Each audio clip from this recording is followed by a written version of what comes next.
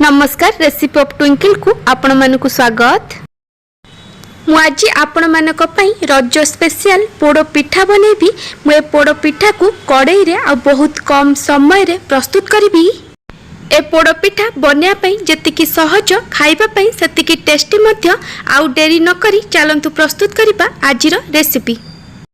पोड़ पिठा बनिया पई प्रथमे आमे गोटे पिठो बनेबा। पिठो पई म एठी 2 कप चोपा छड़ा गोटा बिरी डाली नेची। ता संगरे म एठी 4 कप चाउल नेची। आपण जतिकी बिरी डाली नेबे तार डबल चाउल नेबे।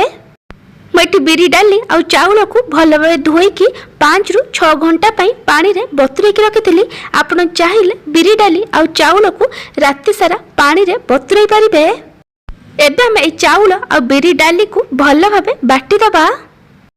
मैं बिरी डाली आ चाउल को भल भाबे बाटी देछि। बिरी डाली चाउल बटार कंसिस्टेंसी आपण एमती रखिबे, आकु बेसी पतला करिबेनी। एबे हम पिठो को गोटे डायरेक्शन ने 5 रु 6 मिनिट पर्यंत भल भाबे फेंटी दबा। एमती फेंटिबा द्वारा आपण को पिठा बिना सोडा रे भी भल भाबे फुलिबो। मैं पिठो को भल भाबे फेंटी देछि। एबे हमको कवर करी 5 रु 6 घंटा पर्यंत रेस्ट हबाकू दबा, जेमती पिठो भल भाबे फुली जिवो। जदि शीत दिन हेतिबो ताल आपण पिठो को 7 रु 8 घंटा पर्यंत रेस्ट करिवे।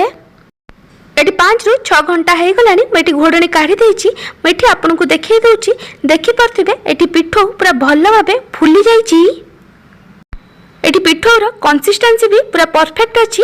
आपण पिठोर कंसिस्टेंसी पूरा एमती रखिबे, बेसी पतला बनेबेनी। मैं गैस रे गोटे कड़ाई बसई गरम हवा रखी। कड़ाई भल भाबे गरम होला परे मु एथिरे गोटे छोट चम्मच घी देइछि। घी भल भाबे मेल्ट करी गला परे मु एथिरे किछि काजू दउछि। काजू को आमे हाफ रु गोटे मिनिट पर्यंत भाजिबा। हाफ रु गोटे मिनिट परे मु एथिरे किछि किसमिस देइछि। एबे आमे काजू आ किसमिस को भल भाबे भाजिबा। काजू आ किसमिस क्वांटिटी आपण हिसाब रे कम बेसी करि परिबे। एठी काजू आ किसमिस भल भाबे भाजी हे गलानी। एबे हम गोटे गिन्ना रे काढी दबा। एबे हम पिठा पई जतिकी पिठो दरकार सेतिकी पिठो को गोटे बड़ बाउल ले नै जिबा। पिठो रे आपण को जतिकी मीठा दरकार से अनुसार चीनी पकेबे। चीनी जगह रे आपण गुड़ पकई परिबे। एबे हम एथिरे स्वाद अनुसार लूण पकेबा। एथिरे एबे हम गोटे छोट चम्मच गोलमरिच गुंड पकेबा। किछि नड़िया को छोट छोट करी काटिकी दे दबा। एथिरे एबे हम किछि नड़िया कोरा पकेबा। नड़िया खंड आ नड़िया कोरार क्वांटिटी आपण हिसाब रे कम बेसी करि परिबे। एथिरे एबे हम भाजी के रखिथिबा किछि काजू आ किसमिस को दे दबा। आ बाकी काजू किसमिस को हम गार्निशिंग कला बेले यूज करिबा। एथिरे एबे हम गोटे इंच अदा को छेचिकी दे दबा। आपण चाहिले अदा को छोट छोट खंड करी काटिकी पकई परिबे। एबे हम सब को भल भाबे मिक्स करि दबा। पिठो एटी रेडी हो जाइछि। चलंतु एबे हम पोड़ पिठा बनेबा। पोड़ पिठा को पोड़ीबा पई मैं कड़ाई रे किछि लूण देई गरम हबाक रखिछि। एबे हम आ ऊपर गोटे स्टैंड को रखि दबा। आ आकु कवर करी मीडियम फ्लेम रे 5 रु 6 मिनिट पर्यंत गरम हबाक छाडी दबा। पोड़ पिठा को पोड़ीबा पई मैं गोटे बाउल नेछि। आ जगह रे आपण केक टिन नै परिबे, नहले रस कि स्टील लो टिफिन नै परिबे। एबे हम एथिरे गोटे रु 2 चम्मच घी दे दबा। आ घी को टिफिन ने भल भाबे स्प्रेड कर दबा। एहा द्वारा जेतबे आपण को पिठा बनि जिवो ए बहुत इजीली टिफिन रु बाहरी जिवो। घी जगह रे रिफाइन ऑयल नै परिबे, किंतु घी रे पोड़ पिठार टेस्ट बहुत भल आसी थाए। एबे हम एथिरे जो पिठो बनेतिले सब पिठो को दे दबा। सब पिठो देला परे टिफिन को एमती टिके टैप कर देबे। एथिरे जो एयर बबल्स अछि से बाहरी जिवो। एबे मैं आपको गार्निशिंग करूची। ये एठी ऑप्शनल अछि। मु किछि नड़िया को एमती लंबा लंबा करी पतला पतला करी काटिकी दे दोची। एबे मैं आ ऊपर भाजी के रखिथिबा बाकी सब काजू आ किसमिस को दे भल भाबे सजेई दबा।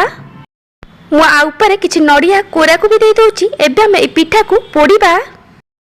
कड़ाई एटी भल भाबे गरम हे गलानी। एबे हम घोड़णी को काढ़ी दबा। आ पिठार टिफिन को धीरे की कड़ाई रे दे दबा। एबे हम कवर करी लो फ्लेम रे पिठा को 30 रु 40 मिनिट पर्यंत कुक करिबा, जेमती पिठा भल भाबे सिझि जिवो। मझिरे मझिरे घोड़णी काढ़ीबेनी।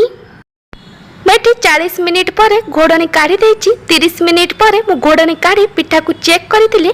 पिठा भल भाबे सिझि नथिला। एमती गोटे छुरी नबा छुरी को पिठा भितर दे दबा जदि आपनक छुरी पूरा सफा आसुची ता माने आपनक पिठा भल भाबे सिझी जाईची। ए पिठा एटी भल भाबे सिझी जाईची। एबे हम गैस बंद कर दबा और पिठा को भल भाबे ठंडा हबा को दबा। पिठा एटी ठंडा हो गलानी। एबे हम गोटे छुरी सहायता रे पिठार चारिपट साइड को एमती भाबे छड़ेई दबा। एबे हम गोटे प्लेट नबा ताको पिठार टिफिन ऊपर दे दबा और पिठार टिफिन को धीरे की लेउटेई दबा। तापर पिठार टिफिन को एमती भाबे टैप कर देबे। तापर टिफिन को धीरे की काढ़ी देबे। पिठा बहुत इजीली टिफिन रु बाहर जिवो। मु आपन को ए पिठा को एटी काटी की देखाई दउची। पिठा एटी पूरा बढ़िया से सिझीची। ए पिठार ऊपर पटु टिके टाण और भितरु ए पिठा बहुत सॉफ्ट अछि और पिठा बढ़िया से फुलीची मध्य। ए मिठा पोड़ पिठा एटी रेडी हो जाइची। जदि आपन को एही पोड़ पिठार रेसिपी भल लगी ताला को लाइक करिवे, आपनक सांग मानक सहित शेयर करिवे। जदि मो चैनल को एपर्यंत सब्सक्राइब करि नाहंती ताले सब्सक्राइब करबा को जमार भूलिबेनी। पाखर था बेल आइकन ने ऑल नोटिफिकेशन में क्लिक करिवे। एहा द्वारा मोर जो वीडियो आसीबो आपन प्रथमे देखि परिबे। Thank you for watching.